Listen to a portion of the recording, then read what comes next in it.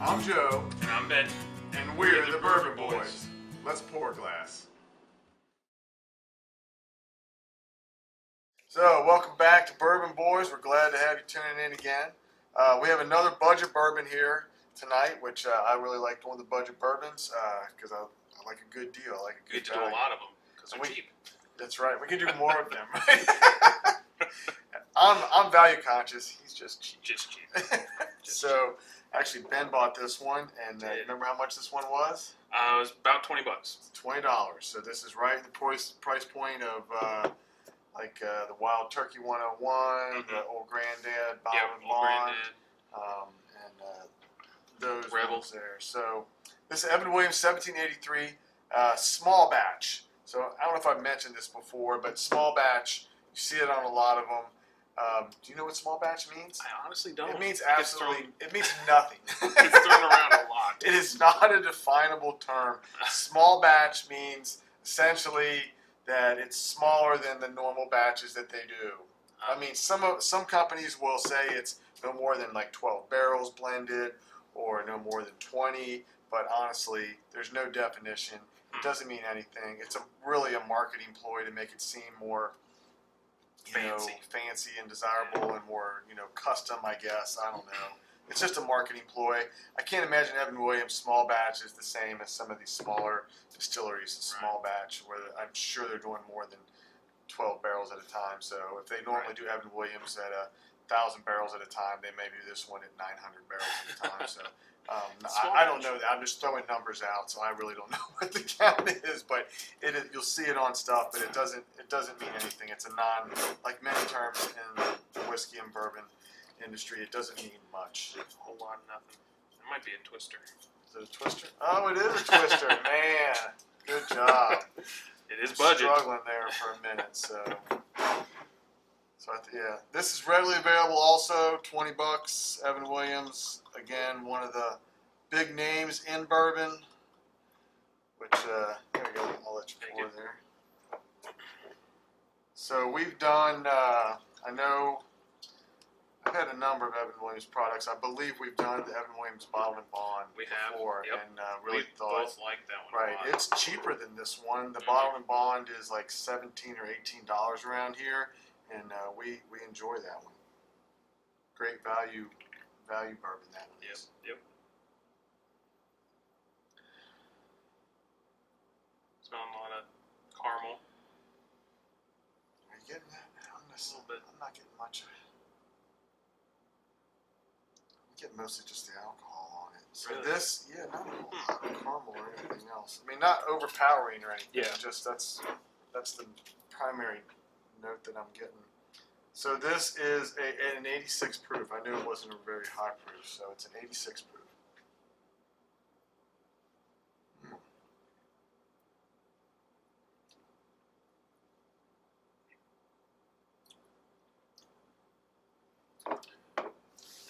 I will say, I have had this before. I have a bottle on my empty shelf up there.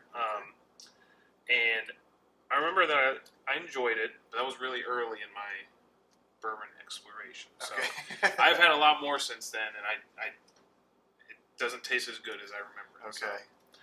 So. Yeah, on first sip here, this. I don't know what that is, but it's something. It's got a little off note to it. Yeah, I gotta say.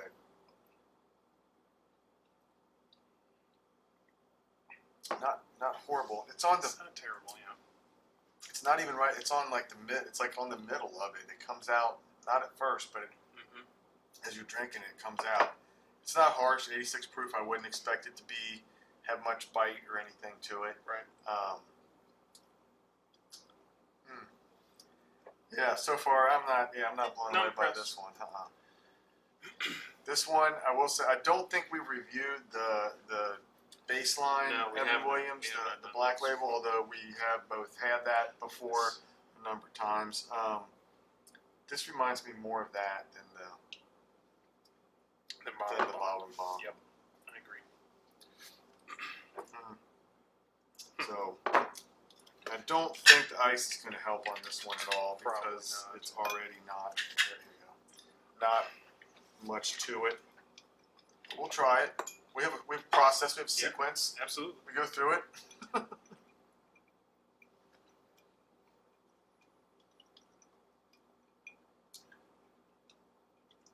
Yeah, that didn't help at all.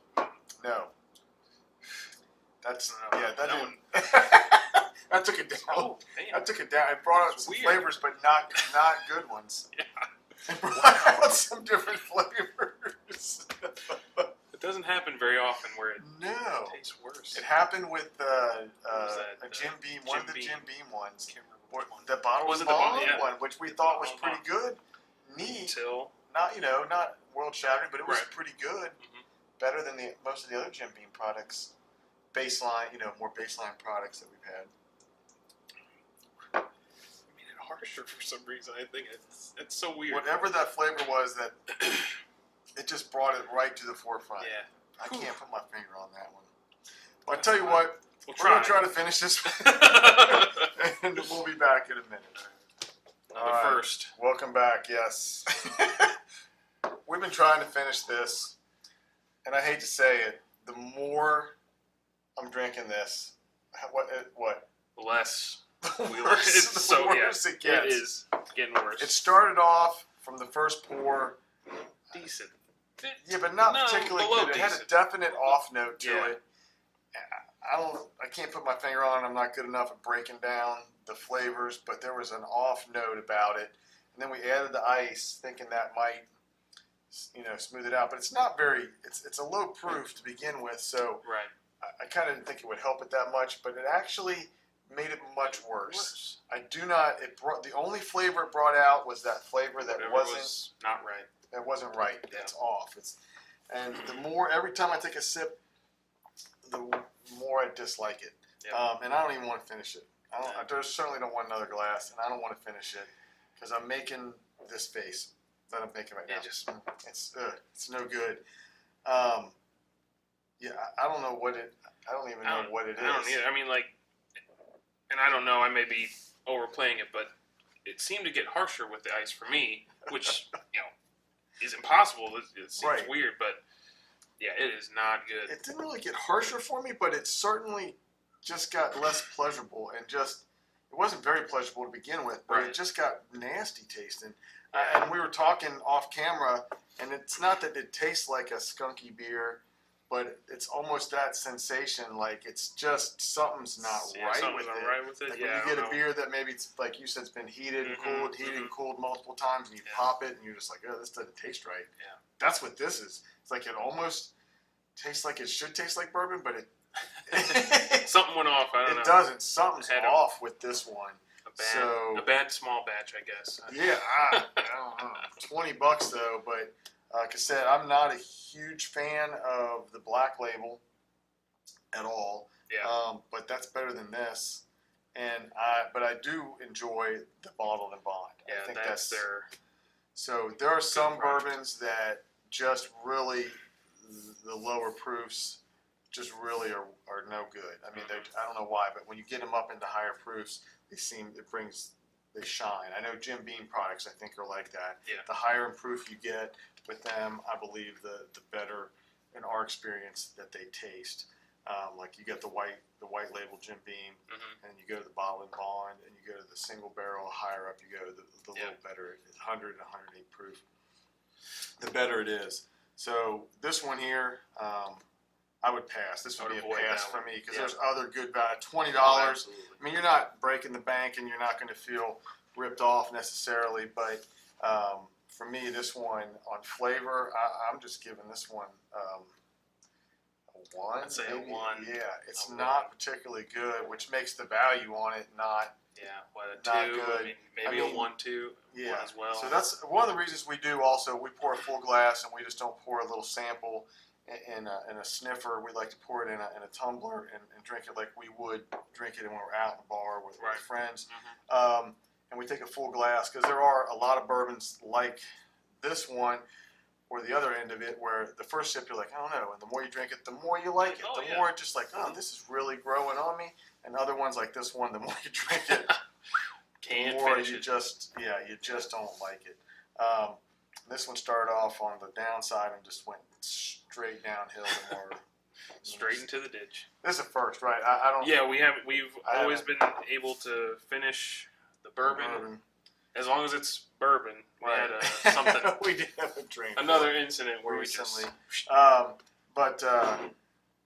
Yeah, I'm giving this one only a 1 on flavor, and for value, I don't even think I could give it much more than a 1 because it can't be higher than no, the flavor. Yeah, so no, maybe so a 1 and 1. 2 1s, 1 and done. One and done, yeah. That's what I'm going to say. That's going to with sit this on the one. shelf for a long time. I don't know when. Yeah, Maybe a mixer I or was something, really I don't disappointed. I wasn't expecting anything great out of that, but Not this am bad. Like I said, I've had this before, and I remember- finished the bottle the last time. I don't know. I can't even finish a glass. Yeah, I can't. I don't even know. I don't want it. I don't want any more. I don't even So anyway, if you have a different experience, again, I think the last one we had that was a real dud.